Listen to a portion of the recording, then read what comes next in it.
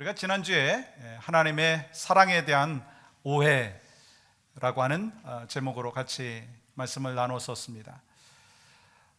북이스라엘이 아수르에 의해서 멸망을 당하고 남유다가 이 바벨론의 침공으로 인하여서 수많은 사람들이 포로로 잡혀갔고, 남아있는 자들은 가난과 굶주림이 있었고, 또 예루살렘 성이 회파되어져 있는 그 상황 속에서 흔들리고 무너질 것과 같은 안타까운 현실 속에서 하나님의 사람들이지만 이스라엘 백성들은 이런 생각을 했습니다. 하나님이 나를 버리신 거 아닌가?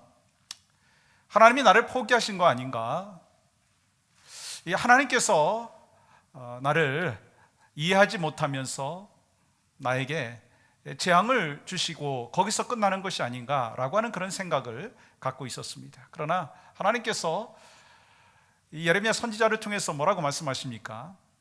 내가 너희를 향한 뜻, 내가 너희를 향한 마음은 재앙이 아니라 평안이다, 소망이고 축복이다 라고 말씀하셨어요. 그러므로 우리가 인생의 여정 가운데 살아가는 모습 속에서 때로 어찌 보면 재앙과 같은 일들이 다가올 수도 있고, 어찌 보면 왜 나에게만 이러한 고통이 찾아오는가라고 하는 질문을 할 수도 있지만, 결국 하나님께서 나를 향한 뜻, 하나님의 마음은 변함없는 사랑이고, 또 하나님께서 우리를 향한 계획은 재앙이 아니라 평안이라고 하는 사실을 알 때 우리는 하나님 안에서 살면서 참된 위로와 또 참된 소망 붙잡고 살아가게 되는 줄 믿습니다. 이것이 바로 지난주의 말씀이었습니다. 오늘은 하나님의 능력에 대한 오해에 대해서 같이 나누려고 하고 있습니다.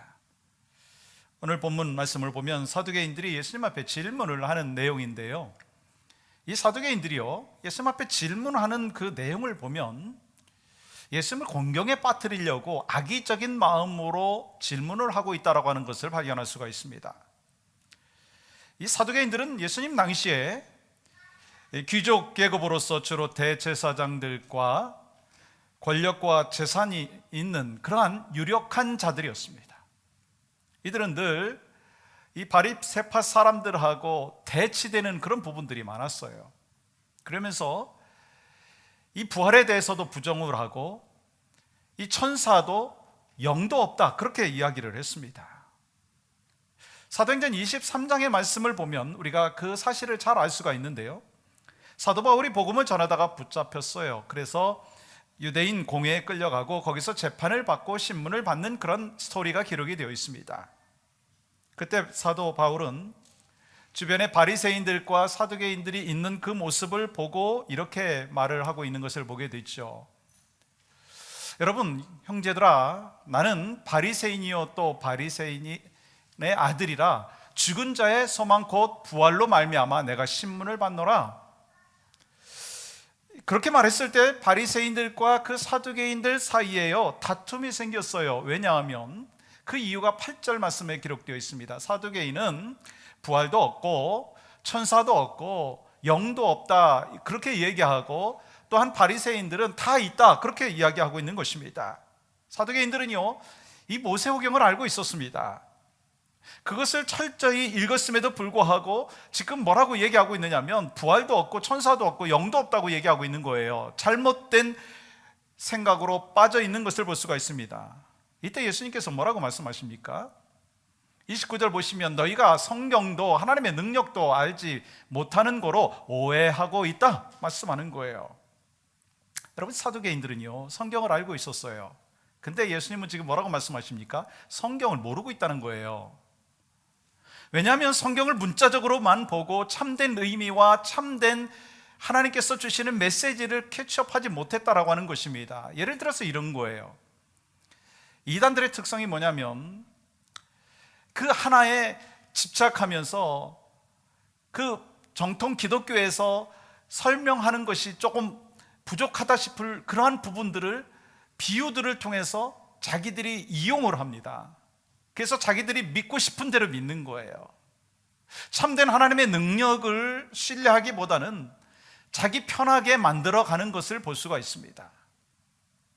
여러분, 예수님께서 그러한 자들을 향하여 뭐라고 얘기하시냐면 너희가 성경을 모른다라고 말씀하시는 거예요. 근데 오늘 본문의 말씀을 보니까 사두개인들을 향하여 예수님께서는요, 너희는 하나님의 능력도 모른다라고 말씀하고 있습니다. 다시 말해서 삶 속에서 하나님의 능력을 경험한 적이 없다는 거예요. 그저 인간적인 노력으로 살아남아 있는 그런 모습입니다. 하나님의 능력을 경험하지도 못하고 하나님의 역사하심을 체험하지도 못하고 하나님의 능력에 대해서 오해하고 있는 안타까운 모습이 바로 사두개인들의 모습인데, 사실 오늘날에도 이러한 사람들이 있다라고 하는 사실을 우리는 알아야 합니다. 성경은 많이 알아요. 성경 공부 많이 참여해요. 또 성경을 인도합니다. 근데 그 말씀대로 살지 않음으로 말미암아 하나님의 능력에 대해서 오해를 하고 하나님의 마음에서 멀어지고 그리고 멸망의 길로 가고 있는 그런 사람들이 있다는 거예요. 그래서 하나님의 능력에 대해서 미스언더스탠딩을 한다는 것입니다. 그래서 오늘 본문을 통해서 어떻게 하면 하나님의 능력에 대한 오해에서 벗어날 수 있을까? 그 방법에 대해서 하나님께서 우리에게 말씀하고 있습니다. 그 첫 번째는요, 내 안에 갇히지 말아야 된다는 거예요. 내가 내 안에 갇혀 있지 말아야 된다라고 하는 것입니다. 우리가 하나님의 능력에 대해서 오해하지 아니하고 오해에 대해서 벗어나기 위해서는요, 내 안에 갇혀 있지 말아야 됩니다. 왜냐하면 하나님은 전지전능하신 하나님이시고 여러분과 저는 무지무능한 존재예요. 우리 안에 보면 틈이 많이 있습니다. 우리는 유한한 존재입니다. 리밋된 존재예요. 그리고 또 우리의 삶의 모습을 보면 모자란 부분이 얼마나 많이 있습니까?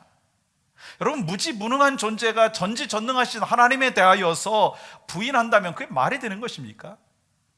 근데 오늘 본문에서 무지무능한 사두개인들이 전지전능하신 하나님에 대하여 부정하고 있는 거예요. 부활을 부정하고 있는 것입니다. 사두개인들은 부활을 말씀하시는 예수님을 어떻게 하면 곤경에 빠뜨릴까라고 하면서 그들이 갖고 있었던, 유대인들이 갖고 있었던 전통 가운데 수혼 제도를 통해서 예수님 앞에 질문하고 있는 것입니다. 여러분, 수혼 제도라고 하는 것은요, 형이 결혼해서 자녀가 없이 죽으면 동생이 그 형수와 동침해서 아들을 낳는 거예요. 사실 우리가 지금 이 시대를 살고 있으면서 정말 이해할 수가 없는 일이죠. 호적을 올리는데요, 그 동생의 호적에 올리는 것이 아니라 죽은 형의 호적에 올리는 거예요. 상상할 수 없었지만 당시에는 그렇게 당연한 그런 풍습 중에 하나였습니다. 왜냐하면 당시에 아들이 없으면 땅을 빼앗길 수밖에 없었고, 혼자 된 여인은요, 이 경제적으로 자립할 수 없었기 때문에 가문을 잇기 위해서, 과부를 구제하기 위해서 수혼 제도라고 하는 것이 필요했습니다. 근데 사실 성경을 보면 신명기 25장의 말씀에 보면은요, 이것이 하나님께서 명령하신 그 제도인 것을 알 수가 있습니다. 여러분, 그렇다면 왜 사두개인들은요 부활을 믿지 않았을까요? 그들은 지금 수혼 제도라고 하는 풍습에 갇혀 있다라고 하는 거예요. 그러면서 자신들의 생각에 갇혀 있는 것입니다. 그리고 예수님 앞에 뭐라고 질문하는지 아십니까?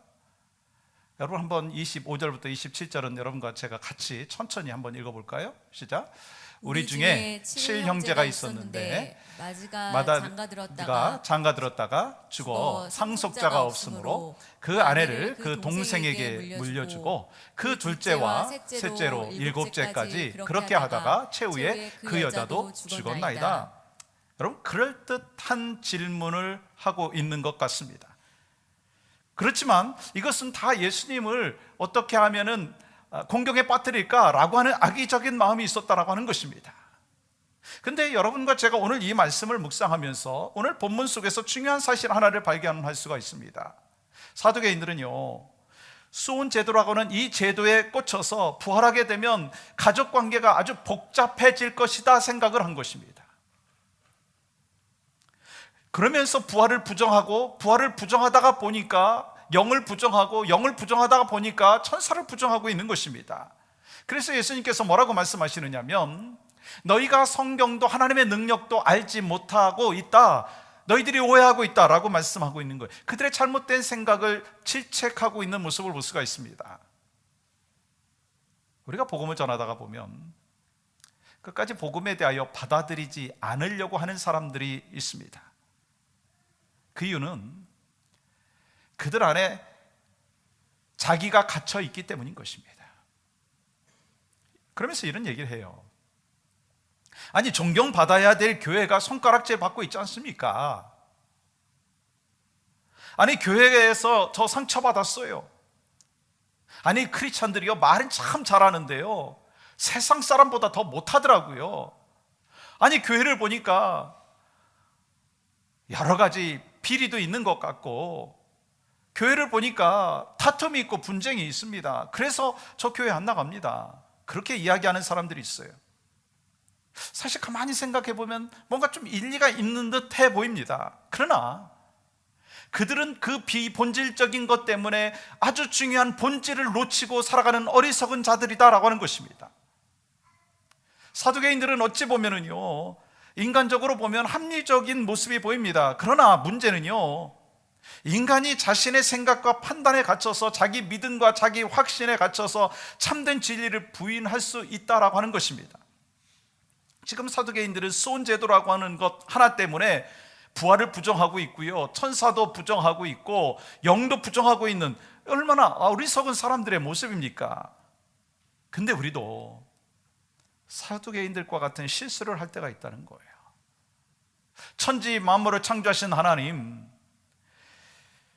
나를 구원해 주신 그 하나님, 전지전능하신 그 하나님과 비교할 때 우리는 무지무능한 존재인데도 불구하고 하나님을 다 이해하려고 하고 내 방식대로 하나님을 끌어가려고 하는 어리석은 모습이 있다라고 하는 것입니다.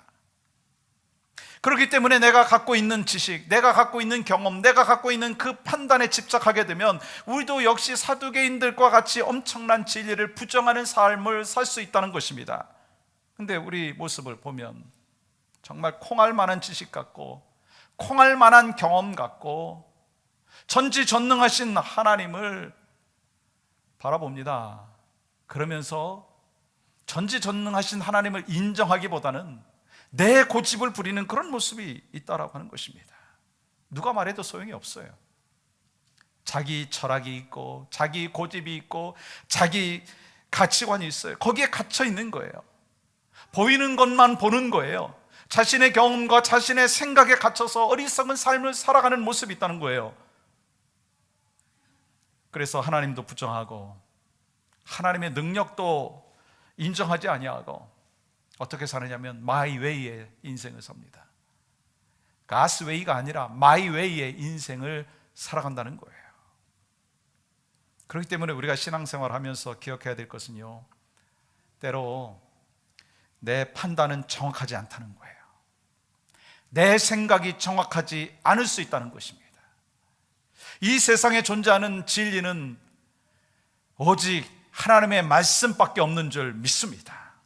그렇기 때문에 내가 내 경험과 내 생각에 갇혀 있고 내 판단에 갇혀 있으면 하나님의 말씀을 들으려고도 하지 아니하고 억셉트 하지 아니하고요, 리젝트 합니다. 그러면 그 복음의 참된 진리 안에서 우리가 살지 못한다라고 하는 것입니다.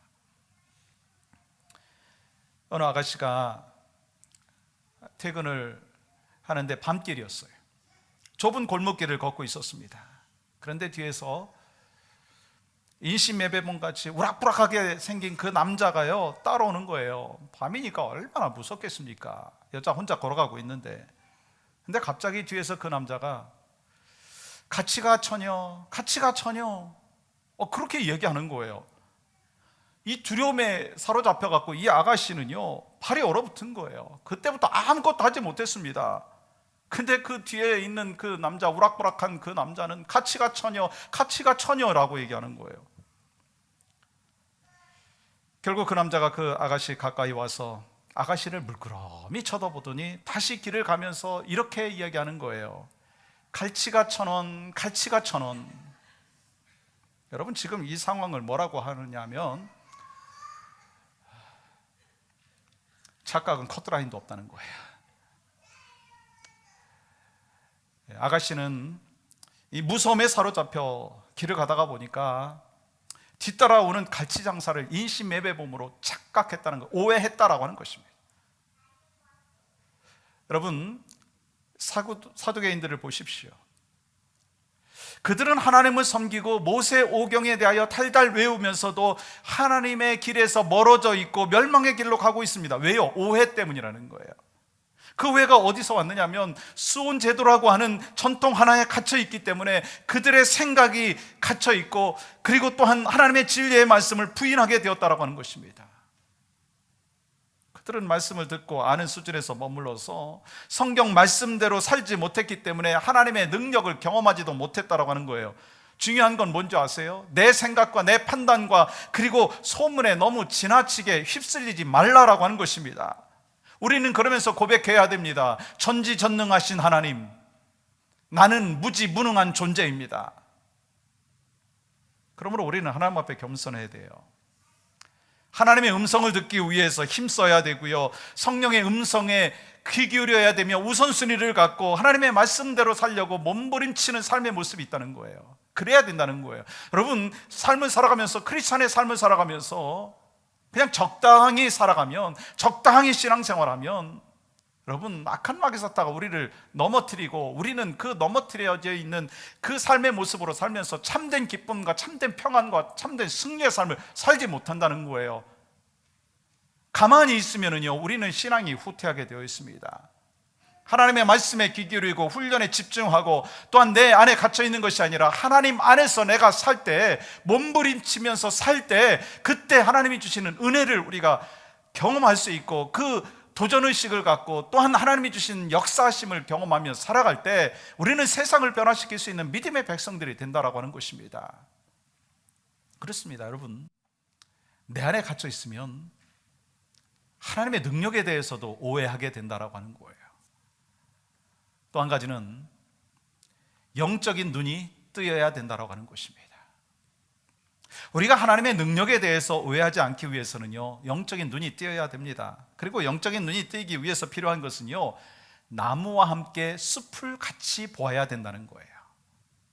제가 신학교에서 성경 해석학을 공부할 때 교수님이 그렇게 강조했던 내용이 있습니다. 성경을 볼 때 영적인 눈으로 성경을 봐야 되며, 또한 나무와 동시에 숲을 봐라 라고 이야기했어요. 나무라는 것이 뭐냐면 원어에서 쉼표 하나를 중요하게 보라는 거예요. 깊이 살펴보라는 거예요. 단어 하나를 깊이 보라는 거예요. 근데 그 나무만 보는 것이 아니라 숲을 봐야 된다는 거예요. 그 말씀이 들어가 있는 컨텍스트를 봐야 된다는 거예요. 문맥을 봐야 된다라고 하는 것을 이야기하는 것입니다.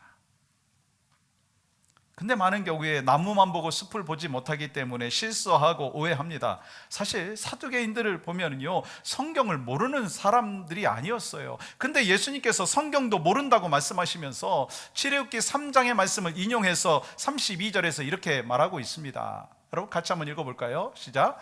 나는 아브라함의 하나님이요 이삭의 하나님이요 야곱의 하나님이로라 하신 것을 읽어보지 못하였느냐? 하나님은 죽은 자의 하나님이 아니요 살아있는 자의 하나님이시라 하시니. 하나님은 어떤 하나님인가? 아브라함의 하나님, 이삭의 하나님, 야곱의 하나님, 그리고 죽은 자의 하나님이 아니라 산 자의 하나님이라는 거예요. 믿음 생활은요, 현재형이라고 하는 거예요. 영적으로 눈이 띄어져 있을 때 하나님의 능력을 경험할 수가 있다는 거예요. 영적인 눈이 띄어져 있을 때 정말 산자의 하나님을 우리가 체험할 수 있다는 것입니다. 그러므로 우리는 영적인 눈이 띄어지는 것이 필요합니다. 우리가 영적인 눈을 떠야 된다는 거예요. 여러분, 예수님께서 지금 자신들의 생각에 매여서 부활을 부인하고 있는 이 사두개인들의 그 모습을 바라보면서, 그들의 눈을 보면서 그들의 눈을 뜨게 하시기 위해서 힘쓰시고 있는 거예요. 여러분, 심리학에 보면 터널뷰라고 하는 티어리가 있습니다. 터널뷰. 터널뷰라고 하는 것은 터널을 통과할 때 주변은 보이지 아니하고 환하게 보이는 터널 끝만 보게 된다는 거예요. 여러분, 사람이 화가 나면 흥분되어서 보지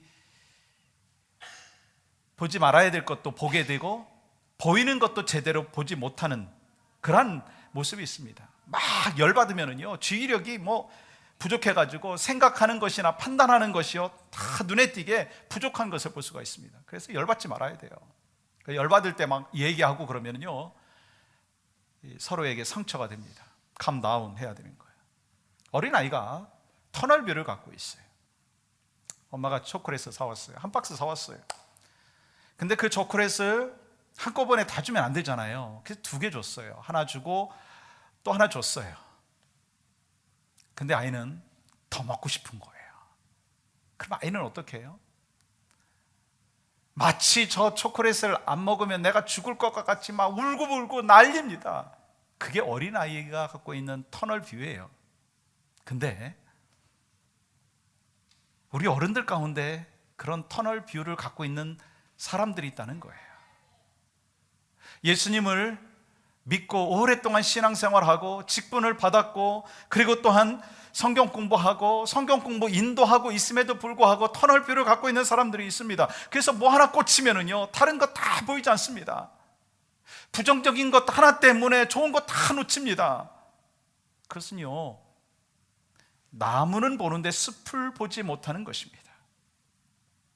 나무는 보는데 숲을 보지 못하는 사람은요, 가는 곳마다 오해를 합니다. 섭섭해가지고 상처받았다고 얘기합니다. 그리고 잘하는 것이 있어요. 뭘 잘하느냐면 소설을 잘 써요. 소설을 쓰는데 자신에 대하여 부정적인 소설을 씁니다. 감기 걸렸어요. 다른 사람들 보니까 2주, 3주 만에 다 낫는데 나는 한 달 동안 감기에 걸려가지고 힘들어요. 그러면 막 소설을 쓰기 시작하는 거예요. 야, 이거 내가 지금 감기가 아니라 좀 특별한 프로브럼이 있어가지고 나타나는 심틈이 아닌가? 그러면서 그 소설을 막 써내려 가는데 결론을 보면은 암 환자까지 돼버린 거예요. 가정에 대해서도 소설을 씁니다. 남편에 대해서도 소설을 쓰고 자녀에 대해서도 소설을 씁니다. 심지어는 하나님에 대해서도 소설을 씁니다. 그래서 어떤 분은요, 막 소설 쓰는데 단편 소설 쓰고서 끝내는 분이 있지만, 어떤 분은요, 장편 소설 쓰는 거예요. 1권 마치고 그 다음에 2권 마치고 3권 마치고 지금까지 계속 쓰는 분들이 있어요. 근데 저는 그렇게 말씀드리고 싶어요. 그런 소설 쓸 시간에 하나님의 말씀을 필사해라. 그 소설 쓸 시간에 하나님의 말씀을 읽고 하나님의 말씀 안에서 훈련 받아라. 하나님 앞에 기도해라. 그러한 도전을 주고 싶습니다.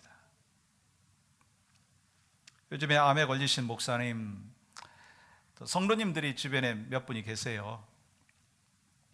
이분들은 하나님 잘 믿고 하나님의 일을 귀하게 감당하심에도 불구하고 암이 선고되자마자 그들이 갖고 있는 그 충만함이, 어떤 충만함이 있느냐면 암 충만함이 있다는 거예요. 암 충만이 뭔지 아시겠죠? 아침에 일어나도 암 생각나고, 밥 먹을 때도 암 생각나고, 심지어 잠자면서도 암에 대하여 꿈을 꾸는 그러한 삶의 모습이 있다는 거예요. 그런데 믿음의 사람이니까 억지로라도 말씀을 묵상하고, 목회자니까 설교를 준비하기 위해서 말씀을 붙잡다 보니까 하나님께서 말씀 속에서 깨닫게 해주시고 성령의 음성에 귀 기울이는 새로운 눈을 뜨게 되었다라고 하는 그 고백을 하시더라고요.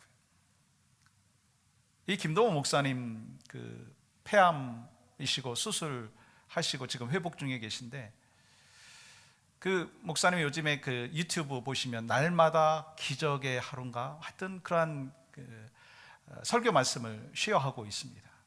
한번 꼭 여러분들이 들으시면 좋을 것 같아요. 한 20분 미만의 그 이야기들인데 아주 목사님이 더 영성이 깊어지신 느낌을 제가 가질 수가 있습니다. 뭐 그 암 투병하고 그러한 회복 중에 있는 그런 분이시기 때문에 더 간절함이 있기 때문에 그렇지 않을까 생각이 듭니다. 또한 우리 가까운 그 곳에 어느 목사님, 우리 교회도 오셨었죠. 그 목사님이 갑작스럽게 이제 췌장암 판정을 받았어요. 그리고 몇 달 동안 설교를 못 하시다가 지난주에 Father's Day라고 강단에 서셔서 제가 그 목사님 설교를 유튜브를 통해서 보았습니다. 이 목사님이 암 선고를 받고 난 뒤에 마음속에 어떤 마음이 있었느냐면, 어떻게 하나, 내가 한 교회 당회장인데, 그러면서 감사가 안 나오더래요. 근데 하나님께서 말씀을 통해서 또한 기도하는 가운데 하나님께서 나에게 음성을 들려주셨다, 그런 고백을 하시는 거예요. 그래서 그 암선고 받고 그 밤에 기도하고 잠을 자려고 하는데 잠이 안 오는 거예요. 그래서 기도했는데 새벽 2, 3시가 되었을 때요, 그 입속에서 감사합니다가 터져 나오시더라는 거예요. 그래서 하나님을 찬양하고 하나님 앞에 예배하는 그런 삶의 모습이 있었다는 거예요. 상황은 변한 거 없어요. 그런데 하나님의 능력을 신뢰하고 영적인 눈을 하나님께서 뜨게 하여 주시니까, 영적인 눈을 뜨고 보니까 감사가 나오는 거예요. 간증이 나오는 거예요.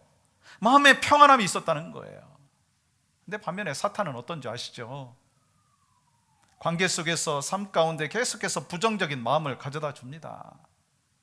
거기에 만약에 빠지게 되면은요, 자신도 불행하게 될 뿐만 아니라 가정에서도, 관계 속에서도 불행하고 공동체 삶 가운데도 참된 기쁨을 누리지 못한다라고 하는 것입니다. 그래서 우리에게 필요한 것은요, 그냥 실눈 뜨고 하나님의 능력을 보지 마십시오. 눈을 크게 떠야 합니다.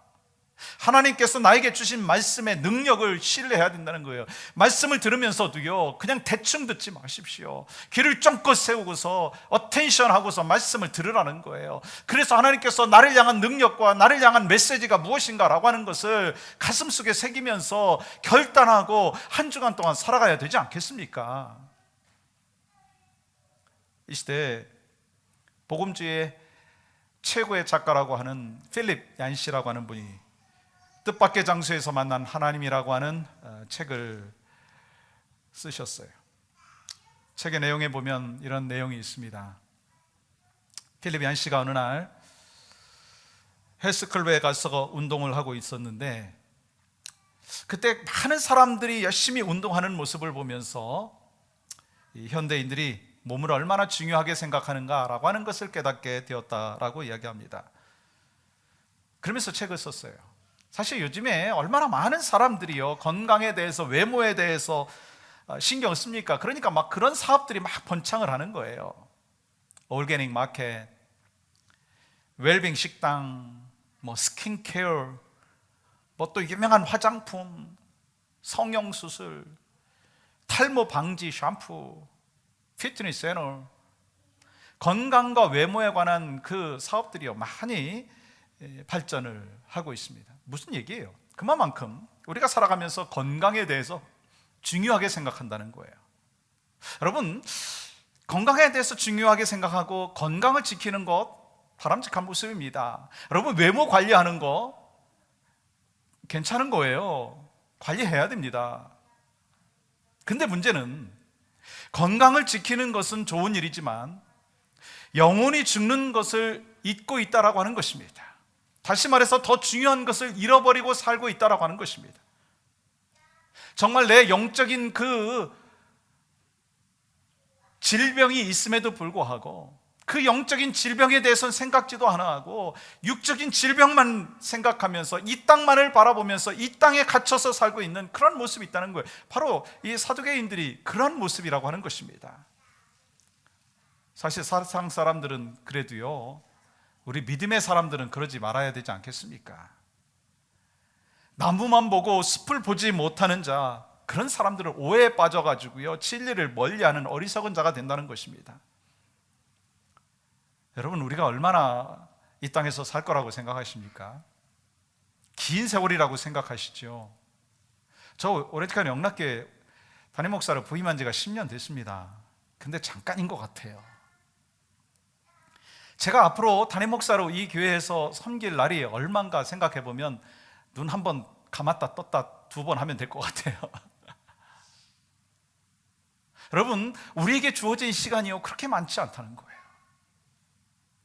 그런데 우리가 세상을 보고 영적인 눈을 뜨지 아니하고 살다 보면은요, 우리 안에 참된 평화와 샬롬이 없습니다.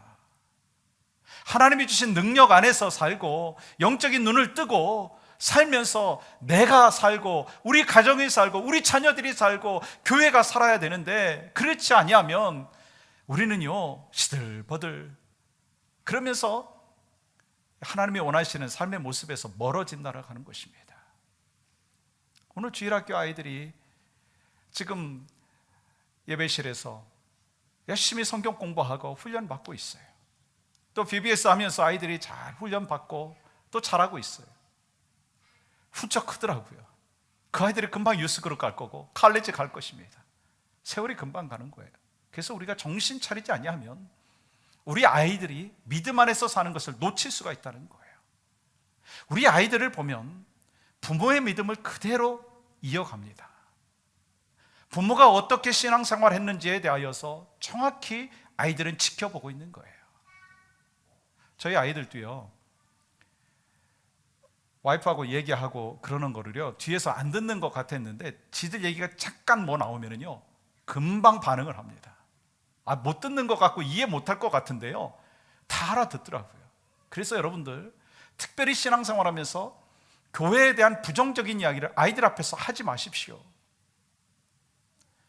아무리 어린 아이라 할지라도요 불평하지 마십시오.